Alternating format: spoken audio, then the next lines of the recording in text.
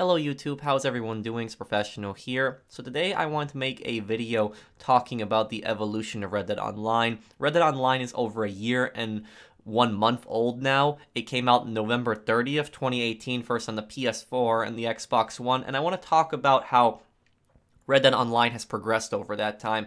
Now, when Red Dead Online first launched, we didn't have that much stuff to do, and a lot of people were anxious for new content. And what people were doing is they were constantly grinding stranger missions. Stranger missions were the only thing that we could really do at the time. We had a bunch of guns that we could get, and let's not forget also how expensive a lot of the stuff was. I actually made videos talking about how expensive the items were. Rockstar did listen to some feedback and lowered the price on a lot of the guns. A lot of the guns that we buy now, they used to be much more expensive when you first bought them. And also, they reimbursed people the price on the guns. So we're going to be talking about the updates and what has changed in the game and what has changed for the good. And we're also going to talk about some bad things that they did alongside with these updates, at least in my opinion. So let's get started with this. The only update that I'm not going to talk about is the Gun Rush update. That was January 10, 2019, because all that did was just add a new showdown mode, so I'm just going to avoid talking about that. I'm going to talk about the major updates. So the first major update that we had was February 26, 2019, and these updates, they don't really have a name. We didn't have names for the updates until Frontiers, Pursuits, and Moonshiner, so this was the February 26th update. And with the February 26th update, we did not really get that much stuff. This was, our first update on Red Dead Online. And what happened was when this update first launched, a lot of people kind of felt like duped and tricked because what happened was Rockstar made a trailer for this update. And in that trailer, what they actually showed was they showed cutscenes of stranger missions. These missions were already in the game and you could play them even before the update. And what happened was people that didn't play these missions assumed that this would be new content, and this wasn't new content, so they kind of put cutscenes into a trailer and made it seem like it was new content when it wasn't. I don't know if they were trying to be deceptive or not. I don't know if that was their intention, but that's what a lot of people, they got that feeling from it. And what happened was this update added 2 new guns, but I only count it really as adding 1 new gun. A supposedly new gun was the rare shotgun. The rare shotgun, this gun was the exact same thing as the double-barreled shotgun. The only difference was cosmetic. It looked a little bit different, but it was the exact same thing as the double-barreled shotgun, and you could not customize it. You could not change the barrel on it. You couldn't change the grips on it. You couldn't really do anything to it to make the gun better. Double-barreled shotgun is always better. However, though, we did get the Evans Repeater, which the Evans Repeater is one of the best guns in the game. A lot of people still use it. I still use it. The Evans Repeater was a great gun.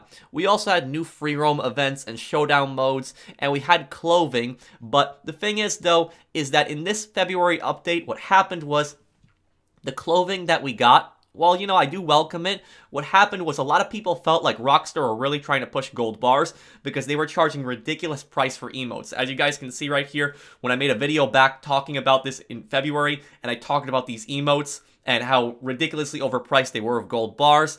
Additionally, this update, the best thing in it was that it changed the radar system, and I think it was a change for the right direction in my opinion, because previously people would appear on your radar even if they were across the map. Now, whenever people are next to you, they will appear on the map, and if somebody is very aggressive and they're killing other people, they will appear red on the map for other people. They'll be able to see them farther away, but the aggressive people will not be able to see the peaceful players. I think that was a step in the right direction. Rockstar, they also patched being able to fast travel with carcasses. That was a problem in the past. That was a step in the right direction. And additionally, we had the bounty system, which seemed nice at the start, but it was a disaster because we actually got punished for it. When we got over a $10 bounty, we were locked from doing stranger missions. Bounty hunters would spawn and go after us, so there wasn't really an incentive to get your bounty high. And if you actually defended yourself, you would actually have bounty hunters go after you. This was actually changed in later updates, but this was kind of broken when it first launched. And we had daily objectives also added. Now, daily objectives, this is when we had 0.10 gold per daily objective. And when you did all 7, I believe you got 0.30 gold, but it was a nice extra thing to do and some challenges to make along the way and make some gold as we do them. As for the May 14th update, now the May 14th update, this update I actually liked. And when this update came out, I said to myself, Red Dead Online is off to a good start with this update now. Now, what the May 14th update did was it added a brand new gun, the Lamette Revolver. And the Lamette Revolver is one of the best guns in the game. They added new co-op missions. They added 2 dishonorable missions, And they added 2 honorable missions, and they also added 2 neutral missions with the Jessica Leclerc missions. These were 6 brand new story missions, and they were really cool. As for, the low honor missions, you have to have low honor to start them up, and there was actually a bank robbery mission.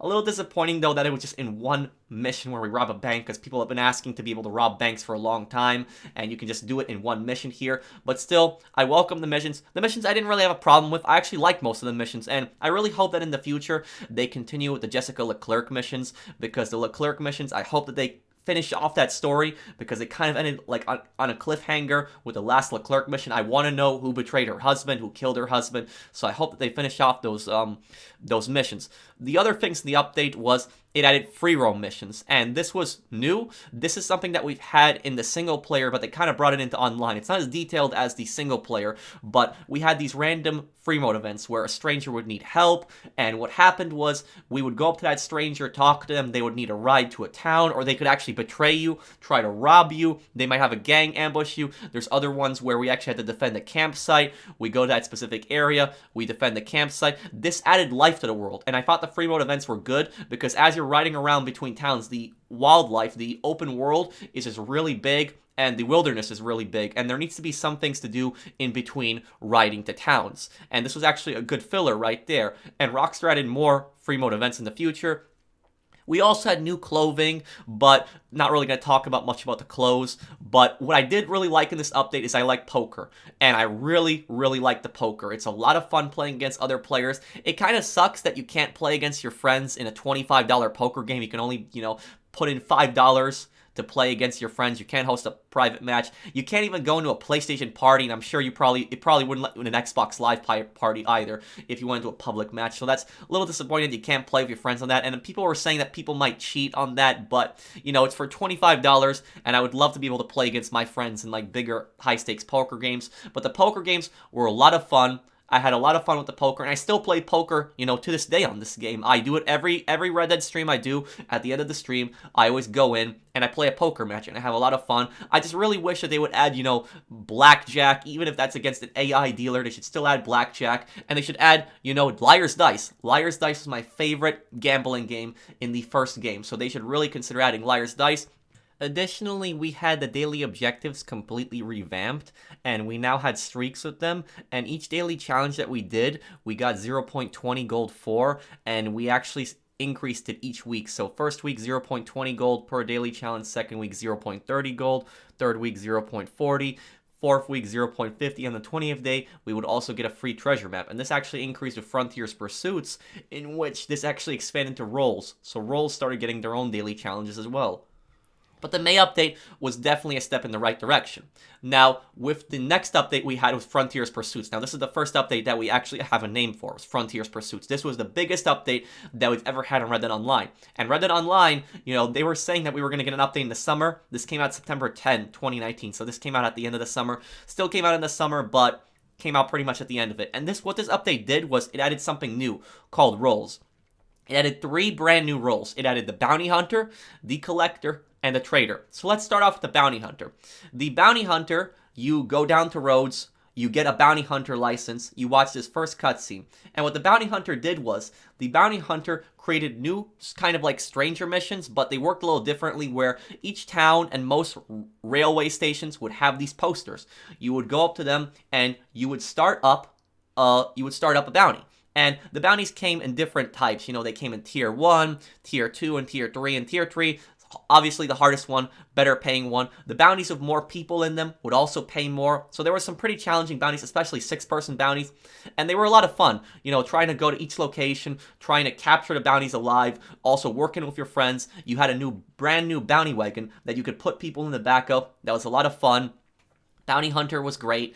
And what we also had was we had legendary bounties added. Now, legendary bounties, this was actually a genius idea on Rockstar's part for drip feed content, because we had a new legendary bounty coming out every week, and this was like a cinematic mission. This was a specific mission for a legendary bounty, and each time you completed a mission, you would be able to unlock, every 48 minutes, because that's how long it took to unlock the second part of the mission, you would unlock Level 2, Level 3, Level 4, and Level 5, and this would be the same mission, but it would get harder and more challenging. and it would be really interesting doing these legendary bounties.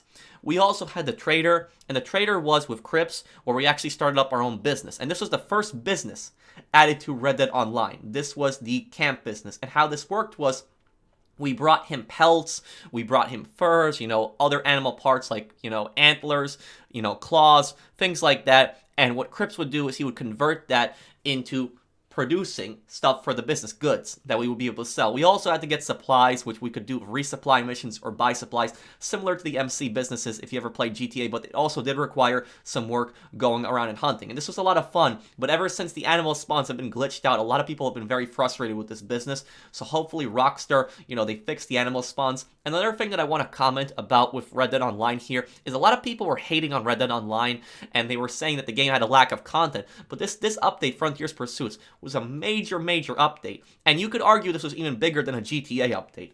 And what I'll say here is a lot of people, that love GTA, that hate on Red Dead, what they don't understand is that Red Dead Online actually added businesses faster than GTA. GTA Online did not have its first business until June of 2016. That is over 2.5 years since the game came out. More than 2.5 years later, they added their first business to GTA Online. Red Dead did that in much less than a year.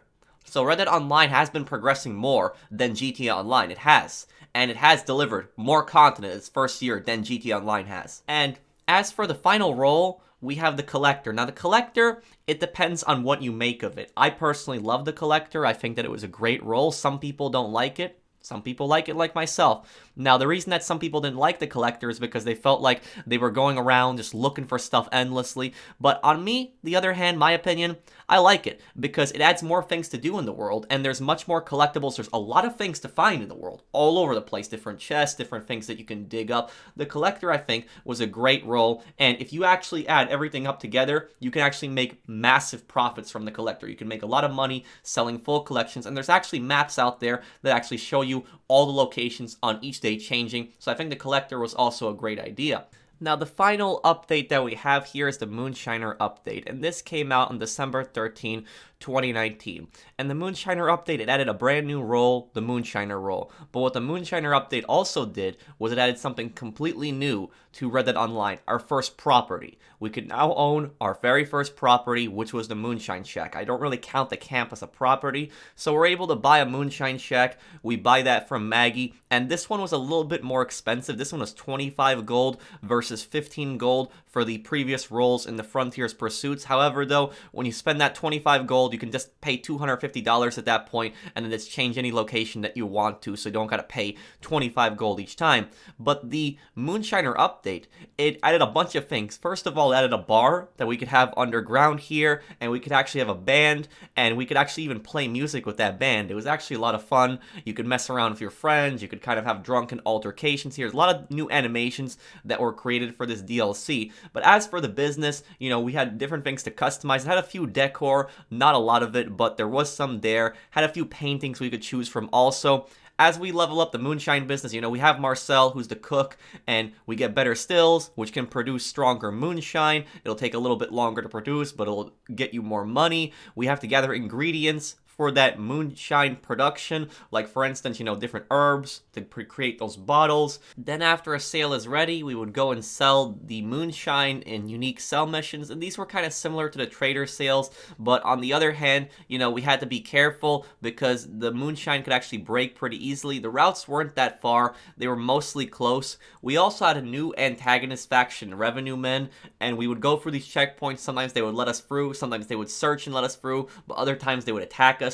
So you never know what's going to happen in the sell mission, what is going to happen when you meet the Revenue Men, and you can make a decent amount of money from this. You can make a decent amount of money, even if you purchase the mash, you can make a decent amount of money. But speaking of purchasing the mash, we also have new Moonshine bootlegging missions, and these bootlegging missions are general free mode missions, pretty close to the Moonshine business. Whenever we complete a bootlegging mission, we get a discount on the mash price. So, early on, pretty good to do it because you can rank it up, but I've been purchasing mash. I haven't really been doing much of them and I've still made plenty of money. Lastly, we have the new Moonshine story, and I was actually surprised that this DLC had a story. We had 5 brand new missions, and they were actually pretty cool. I actually really liked the missions, and I would even put them on single player level. It actually had a really good story, and actually a pretty good antagonist, Agent Hickson, so I really did enjoy the story. The Moonshine update was a great update. It definitely, definitely gave us some content for December. Hopefully the next update, whatever it is, they will add more roles. And one final thing, we also had the Outlaw Pass.